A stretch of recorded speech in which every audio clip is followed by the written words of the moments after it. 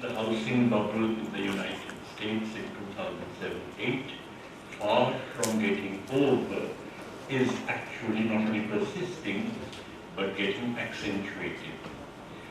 Typically, we get to hear in the media that there is some revival in the United States. Nobody, of course, talks about a revival in the Eurozone, but even such recovery as is supposed to have taken place in the United States is fraught with two specific limitations. The first of which is that the recovery, such as it is, has occurred only in the consumption goods sector and not in the capital goods sector. In the consumption goods sector, some of it is because of the low oil prices, which basically imply that there is greater purchasing power in the hands of many US households to spend on other goods. But on the other hand, this has not generated the kind of confidence in the minds of the capitalists that would allow them to undertake larger investments. Therefore, just as in the 1930s, you have some revival in consumption goods, but none in capital goods. The other point about the so-called recovery in the United States is that notwithstanding whatever recovery has taken place, the unemployment rate in the United States continues to be very high. As a matter of fact, the official unemployment rate at present is about 5%. It fluctuates about, it's gone up a little recently. But when you look at the proportion of the workforce to the population of the working age, you find that there is a significant decline in this proportion between what it was in 2007 and what it is now. In other words, the very fact of unemployment has given rise to what economists call the discouraged worker effect, and if you take the same ratio of the workforce to population in working age today as you had in 2007, then you find that the unemployment rate calculated on the basis of that is more than 10%. So that in the United States, notwithstanding all talk of recovery, there is a significant size as well as increase in the level of the unemployment rate. Not only is it the case, therefore, that the crisis persists, but even the measures that the different countries are adopting to get out of the crisis are measures that not only do not hold out any prospects of a recovery, but I would argue are likely to worsen the crisis.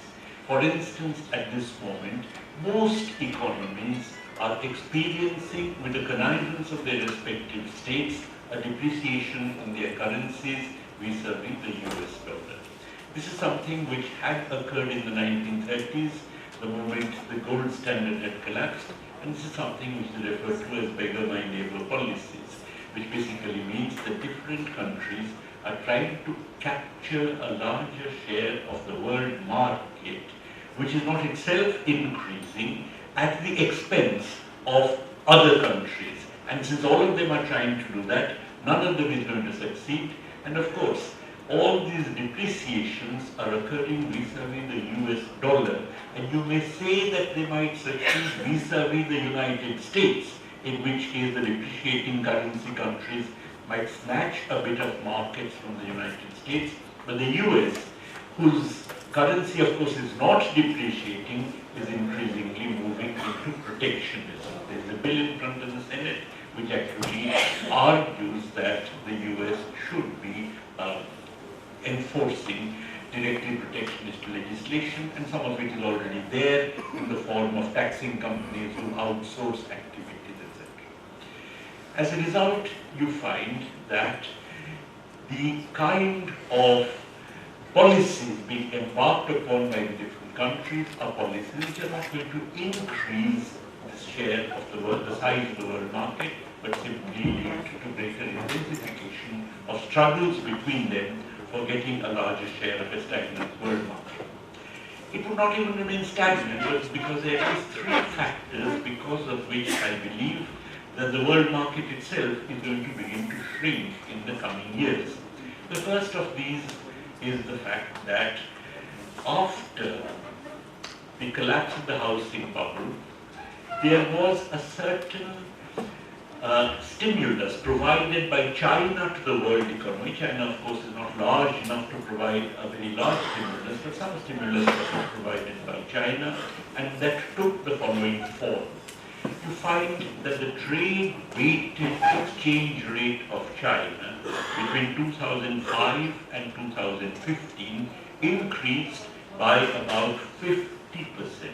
In other words, the Chinese currency appreciated vis-a-vis the other currencies, and that was basically a way whereby China was, as it were, ceding markets to other countries. China could afford to do that because inside China itself there was an increase in asset prices, and the asset price boom is something that sustained high growth in China even as it was ceding markets to the other countries. Of course, now with the depreciation of the Chinese yuan and the commitment of the Chinese government to further depreciations if need be, that kind of a stimulus which China had provided to the rest of the world is something discontinued. And of course, China's own asset price boom has collapsed, because of which the Chinese economy is moving into slower growth rates.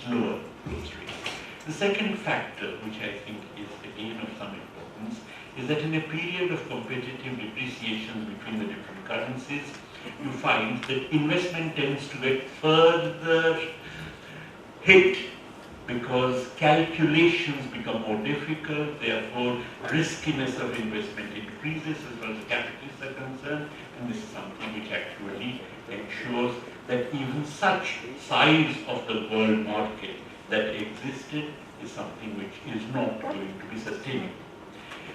The third factor, I think, consists in the fall in commodity prices.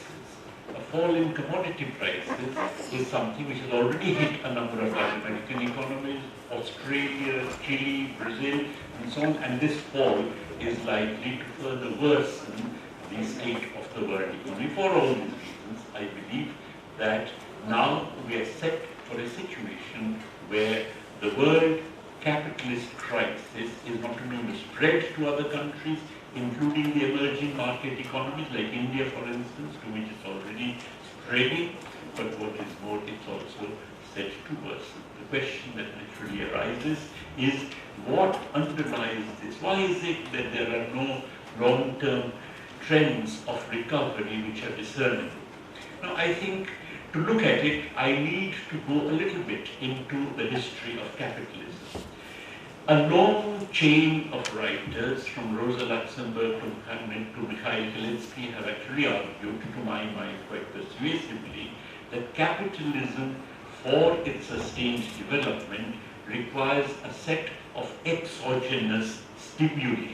I'd like to draw a distinction between endogenous and exogenous stimuli, and the distinction consists in the following. By an endogenous stimulus, I mean that if a capitalist economy is growing, then naturally capitalists expect that it's going to grow, therefore they undertake investment, which actually makes it grow. So it is endogenous in the sense that the fact of growth itself is what sustains growth. But at the same time, suppose for some reason this growth collapses, then capitalists don't expect growth to persist, they cut back on their investment, which actually therefore further worsens this collapse of the growth. Imagine, for instance, if an economy is in stagnation, if a capitalist economy is in a state of stagnation, then nobody is expecting the economy to increase, no net investments are undertaken, and as a result the economy persists in stagnation. So the point is, while endogenous stimuli in capitalism obviously can play a role in promoting, sustaining a boom, they require the system, in order to persist with growth, requires exogenous stimuli, and typically exogenous stimuli have been thought in terms of three main ones. One of which of course standard literature, by the way, this need for exogenous stimulus would arise immediately once you abandon Say's law. And of course, once sales law is abandoned, investment by capitalists is then something which is related to their expectations about the future, and therefore the necessity for exogenous stimuli to keep a growth process going. The exogenous stimulus, which economists stress most emphatically, is of course innovations.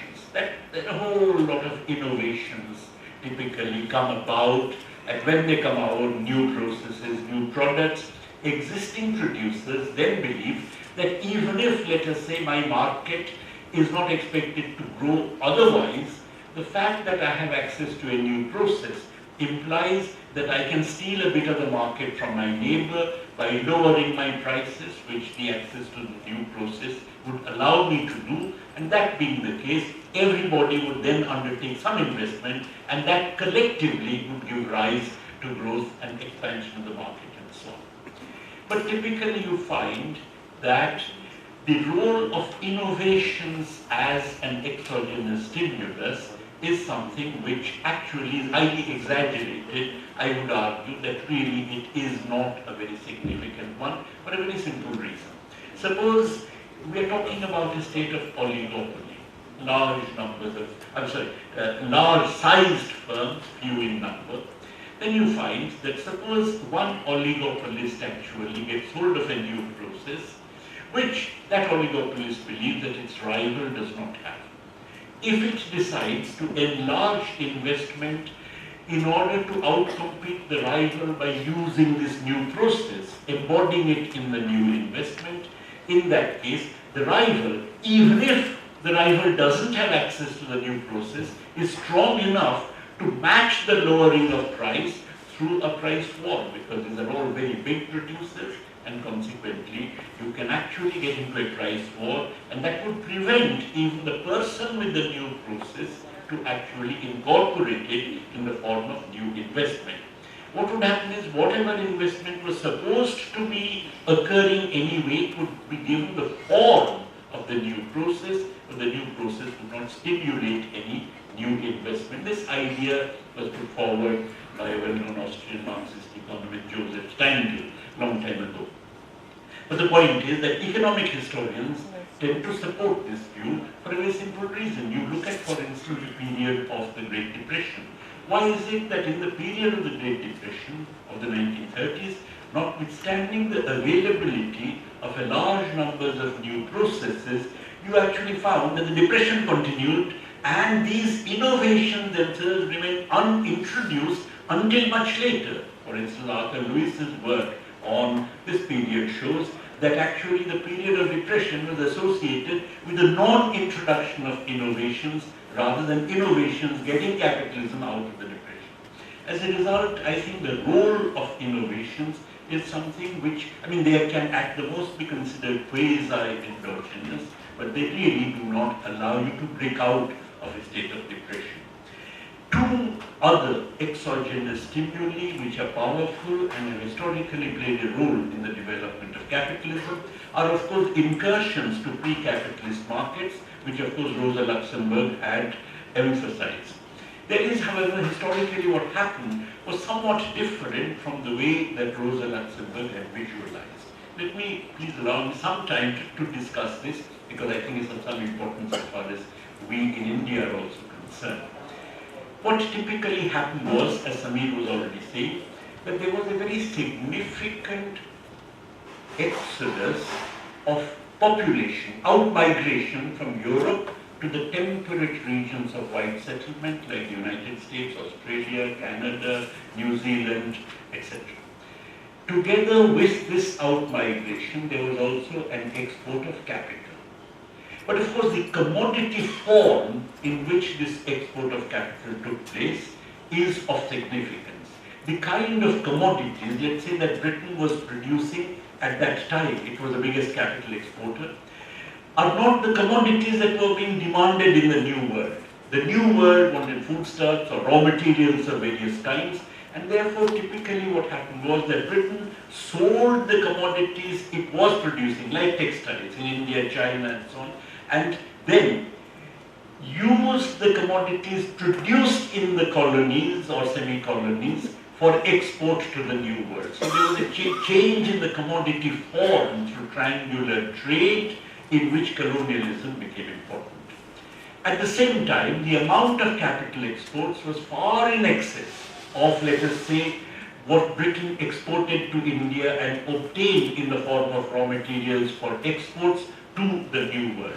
This amount was far in excess because the kinds of commodities exported by India to the New World were in fact much larger in value than what India obtained in exchange for these commodities from Britain.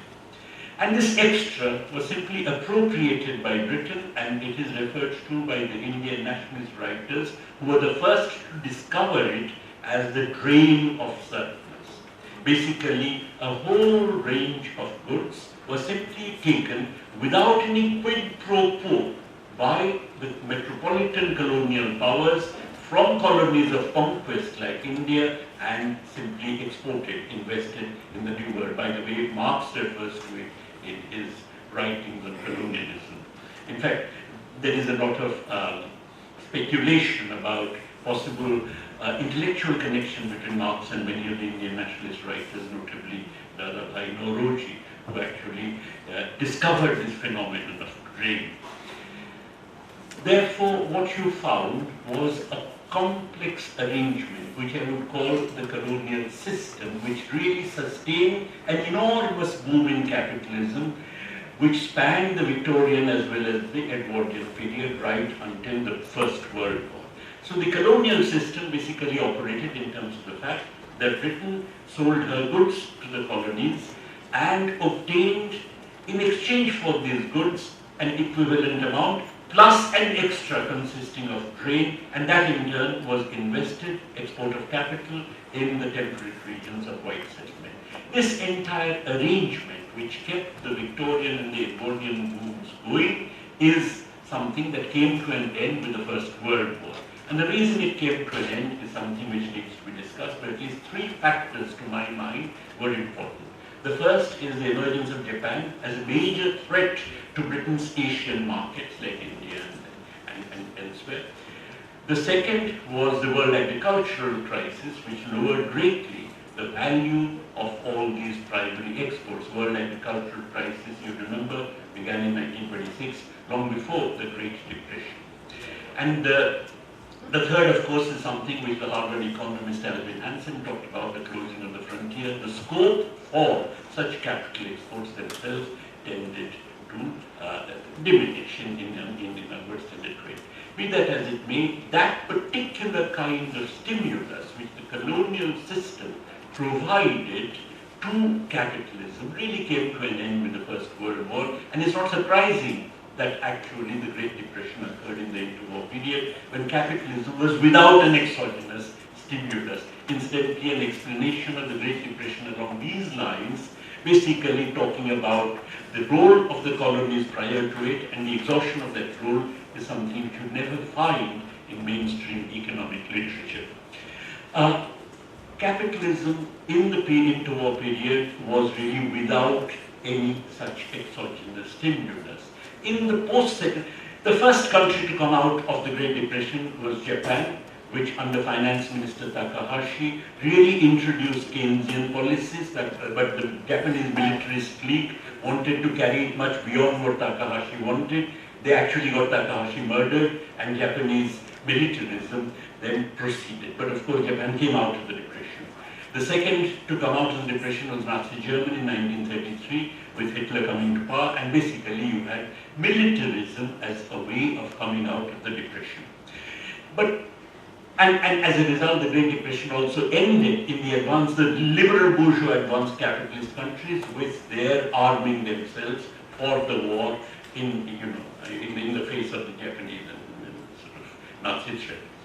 But state expenditure as a permanent feature of capitalism really was institutionalized in the post-Second World War period, and of course that gave rise, as you know, to what many call the golden age of capitalism. The rates of unemployment were low, inducement to invest was high, the rate of growth was high, therefore the rate of growth of labor productivity was high, and because of the low unemployment rate, The rate of growth of real wages was also high because labor productivity was growing, and consequently there were very significant improvements in the conditions of the workers.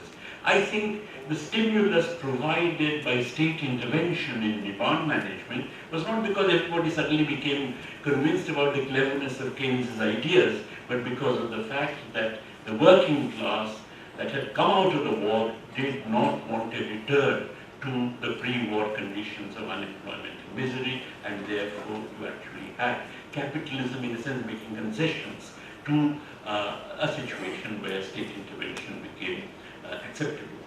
But of course, with centralization of capital, the emergence of globalization of financial flows, the emergence of international finance capital, when you have nation states but international finance capital, you have a situation where nation states willy-nilly have to bow to the wishes of globalized finance, otherwise you'd be faced with capital outflows.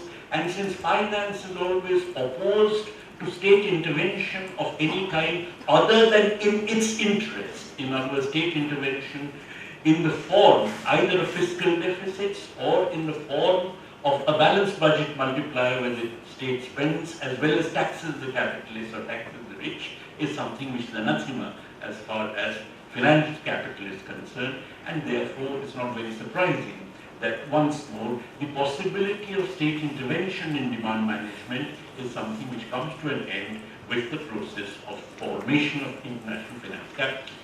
As a result, capitalism today is again one without any exogenous stimulus, any prospects of an exogenous source that can actually increase the level of demand and so on. And the only way that capitalism can have booms in the period of globalization is the formation of bubbles. And bubbles arise, they collapse. You can't hold a gun to the hands of speculators and say create a bubble. And as a result, it's not very surprising that the crisis, which began with the collapse of the housing bubble, is continuing now, because it may, in some future date, get a little alleviated by the formation of a new bubble, but that too will collapse. We are now in a state of more or less protracted stagnation. A second factor adds to this, I mentioned it very briefly, and that consists in the fact that for a very long time, even though capital could move to third world countries or to underdeveloped countries like India or China and so on, in order to locate plants there, take advantage of low wages using the same techniques as it was using back home, taking advantage of low wages to produce for the world market, it did not do so. As a result, what you had was that really the world economy was segmented. Labor from the south was not allowed to move north. Capital from the north, even though allowed to move south, did not choose to do so. As a result, the world economy was segmented, and therefore, while wages rose in the north along with productivity, they continued to remain at a subsistence level as far as the south was concerned. This segmentation gets broken in the period of globalization. What you now have, for instance, is that even though labor is still not allowed to move from the south to the north freely, capital is now increasingly willing and able to locate plants in the south to take advantage of low wages, and with the segmentation broken, wages in the north now get tethered to the, or wages suffer from the consequences of the enormous third world labor reserves.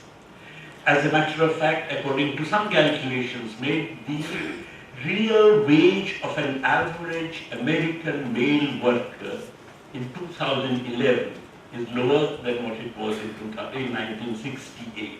Over a 50-year period, you find that there is no secular increase in American wages, because they had increased, but they came down, and as a result, you find that the real wages have not increased. But productivity is rising everywhere. So if you like, the vector of real wages does not increase, but the vector of productivity rises. Therefore, the share of surplus in world output rises, as indeed inside particular economies. And with such an increase in the share of surplus, you actually have, if you like, a redistribution from the working population to the surplus earners, and since the surplus earners tend to consume less out of an extra rupee that comes their way compared to a member of the working population, there is a tendency to global overproduction. This gets overlaid on the fact that there is no exogenous stimulus, because the only counteracting factor to this global tendency is not any systematic intervention by any state. We don't even have a world's capitalist state, and no single capitalist state can or would like to do such intervention. The only counteracting tendency is a possible bubble, and of course bubbles, as I said, cannot be made to order. Therefore, it seems to me, for these reasons, that we are now in a new phase of capitalism where there is going to be a protracted crisis, protracted stagnation, which we are already experiencing. We have already had more than 8 years of it, and maybe we are going to continue to see a persistence of it. If we do so, then of course this has very important political consequences. One very important political consequence is that periods of crisis are periods of emergence of fascist tendencies and fascist forces. We are seeing this in Europe, we are seeing this in India, we are seeing this in a number of other countries, we are seeing this even in the United States. So capitalism in this period, precisely because it is caught in a crisis, is now likely to attenuate, to strangulate democracy, and in fact increasingly resort to fascist tendencies. And of course in societies like ours, these fascist tendencies would of course then generate counter-fascist tendencies. If you have Hindutva fascism, then it's going to generate fascism from other groups, and that would really lead to a process of social disintegration.